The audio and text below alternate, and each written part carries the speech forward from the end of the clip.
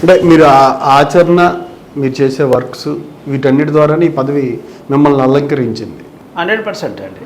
100%. నాకు ఈ పదవి వల్ల నాకు అర్థమైంది ఏంటంటే, సుదీర్ఘంగా, నిశ్చితంగా, నిజాయితీగా ఒక సిద్ధాంతంపై కొనసాగగలిగితే వ్యక్తిగా మరియు నీ లక్ష్యం పట్ల కూడా నువ్వు విజయం సాధించగలవని అంటే నా జీవితంలో నాకు అర్థమైన అంశం ఈ పదవితో.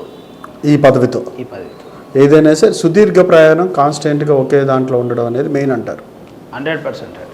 సార్ కాసేపు బీఎస్పీ పార్టీ పరిస్థితి దగ్గరకు వద్దాం. సిచ్యువేషన్ ఎట్లా ఉంది, పార్టీ ఎట్లా ఉంది ప్రస్తుతం? అయితే పార్టీ మినిమం పొజిషన్లో కొనసాగుతుందండి. మినిమం పొజిషన్లో కొనసాగుతుంది. అంటే తెలంగాణ రాష్ట్రంలో చెప్తున్నాను.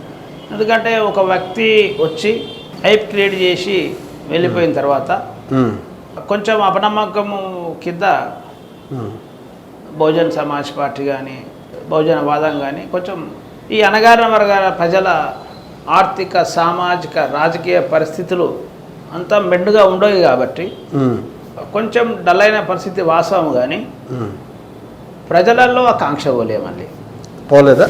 లేదు. ఒకేలా ప్రజలల్లో ఆ కాంక్ష పోతే మరి నేను అధ్యక్ష పదవి తీసుకున్న తర్వాత ఎయిర్పోర్ట్ నుంచి మనం పార్టీ ఆఫీస్ వరకు కానీ బాబాసాహెబ్ అంబేద్కర్ స్టాచ్యూ వరకు కానీ లేకపోతే అమరవీర సుబ్బారావు గారి వచ్చిన ఏ కార్యక్రమం అయితే ఉన్నదో ఆ కార్యక్రమం సక్సెస్ కాదు కదా.